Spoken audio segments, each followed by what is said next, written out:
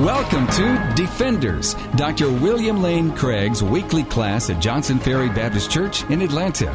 For more information concerning the subjects on which Dr. Craig speaks, visit our website at reasonablefaith.org. You'll find articles, compelling debates, audio-video downloads, an interactive forum, and many more resources. That's reasonablefaith.org.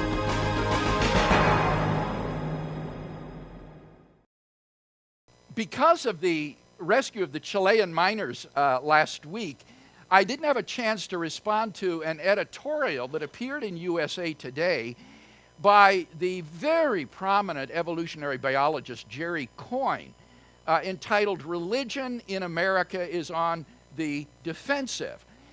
And there's a lot to respond to in this editorial, but in interest of time, I'm just going to take one snippet out of the article that I think exemplifies some of the misunderstanding about religion and science that Professor Coyne exemplifies.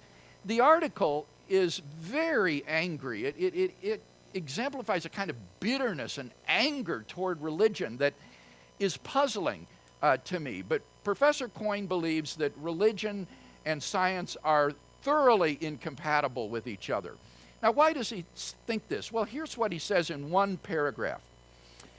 He says, rather than being enemies or even competitors, the argument goes, science and religion are completely compatible friends, each devoted to finding its own species of truth while yearning for a mutually improving dialogue. So goes the argument.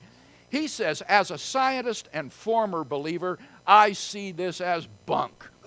Science and faith are fundamentally incompatible, and for precisely the same reason that irrationality and rationality are incompatible. They are different forms of inquiry, with only one, science, equipped to find real truth. And while they may have a dialogue, it's not a constructive one. Science helps religion only by disproving its claims, while religion has nothing to add to science. So you get there a flavor of the animosity toward religion on the part of this eminent scientist. Now, I think there's a fundamental confusion that underlies this paragraph, and that is, you notice that Professor Coyne equates religion and faith. He thinks of these as synonymous, religion and faith. He uses the terms interchangeably. And it seems to me this is a category mistake. It's like mixing apples and oranges.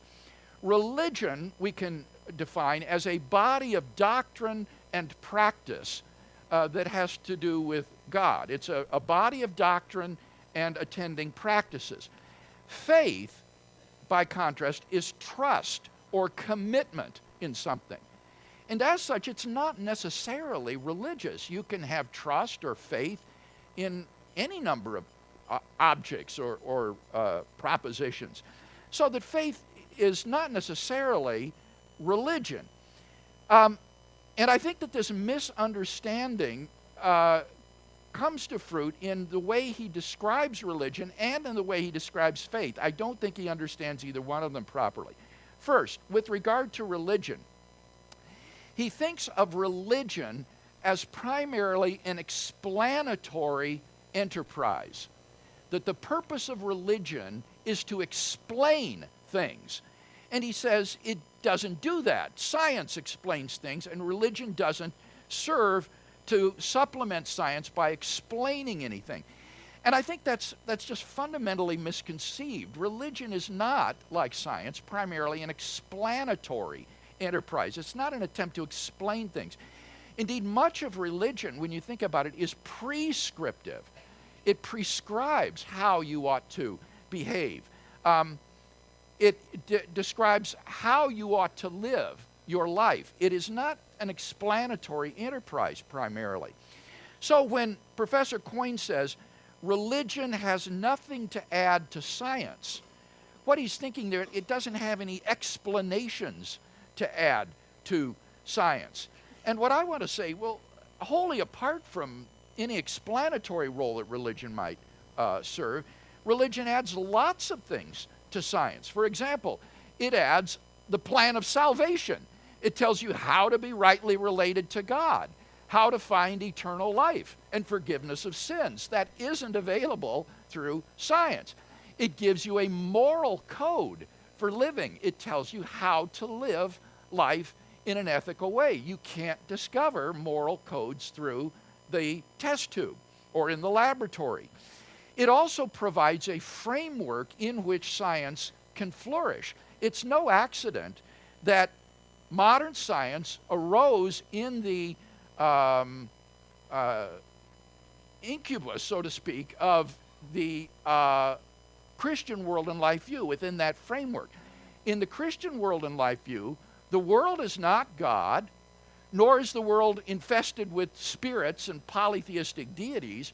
Rather, the world is distinct from God and is structured according to a rational structure that reflects the mind of God itself and is therefore open to exploration and scientific discovery. So that Christian religion in particular furnishes a framework in which modern science can arise and flourish. So religion adds all sorts of things to science that science cannot do wholly apart from the task of explaining the way the world is. Now, secondly, what about faith? Well, here Professor Coyne thinks of faith fundamentally as belief without warrant. It is belief without justification. Belief without warrant is what he thinks faith is. And again, it seems to me that that's just wrong. Faith or trust or commitment is not necessarily without warrant. Now, sometimes we might just choose to believe something without warrant, and sometimes I think we might be forced to, as William James has said. But nevertheless, for the most part, faith can be based upon good reasons, upon evidence and argument, so that faith is not at all antithetical to reason and rationality. Christianity in particular is a historical religion. It's rooted in events that actually happened, people that actually lived, things that actually went on. And Professor Coyne recognizes this. He talks about factual claims made by religion, and he says, these factual claims, whose truth is a bedrock of belief, bring religion within the sphere of scientific study. I think that's absolutely right. As a historically based religion, Christianity comes within the purview of the historian. But it is not the case then that one simply believes without warrant. Professor Coyne says, rather than relying on reason and evidence to support them, faith relies on revelation, dogma, and authority. Now, certainly there is revelation, I would agree with that, but as a historical religion, you can investigate the Gospels using the ordinary canons of historiography, and what historians have shown is, in fact, that the Gospels are very credible historical sources for the life of Jesus of Nazareth. In fact, we have more information about Jesus of Nazareth than we do for many of the major figures of antiquity, which is really remarkable when you think of how relatively an obscure figure Jesus was. He was a Galilean itinerant preacher with only a 3-year public life at most, and yet we have more historical information about him than we do for many major figures of antiquity. And so faith in him is not just an irrational, warrantless, unjustified leap in the dark. There are good factual grounds for this. Moreover, what Professor Coyne doesn't seem to recognize is that science itself is permeated with assumptions that cannot be scientifically proven. There are certain underlying assumptions that you must make about the world in order to be justified in studying science. For example, the validity of inductive reasoning. Just because A has always been followed by B every time in the past is no proof at all that A will be followed by B tomorrow. We might be at the beginning of a long, chaotic series of A's and B's, and it's just that initial segment that every A has been succeeded by B. The scientist simply has to take it by faith that the world is governed by a kind of principle of regularity that allows inductive reasoning to work.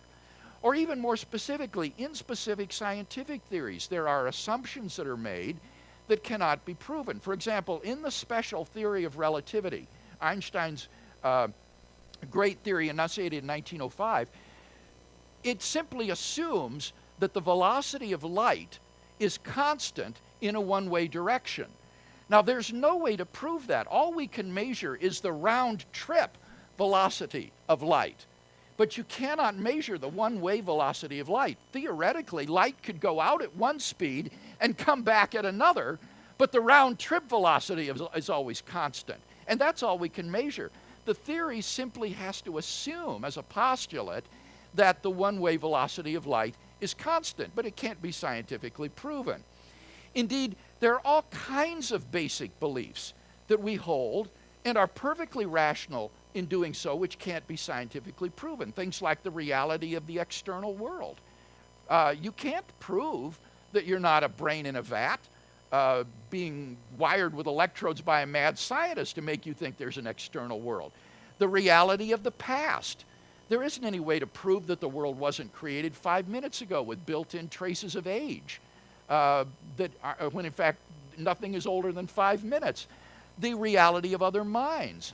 There's no way to prove that in addition to yourself, there are other minds around you. These other people around you could all just be sort of androids or automata that look like they have an interior life, but really they're just soulless, robot-like entities. None of this can be proved scientifically, and yet we're rational in believing these things. You'd have to be crazy to think that you're a brain in a vat or that the world was created 5 minutes ago. And so these beliefs cannot be scientifically proven. I think Professor Coyne would say, well, we just have to take them by faith. I would prefer to say they are part of the deliverances of reason, but what they are is their basic beliefs, their foundational, properly basic beliefs. And of course, the question then arises, well, why can't belief in God be a properly basic belief too?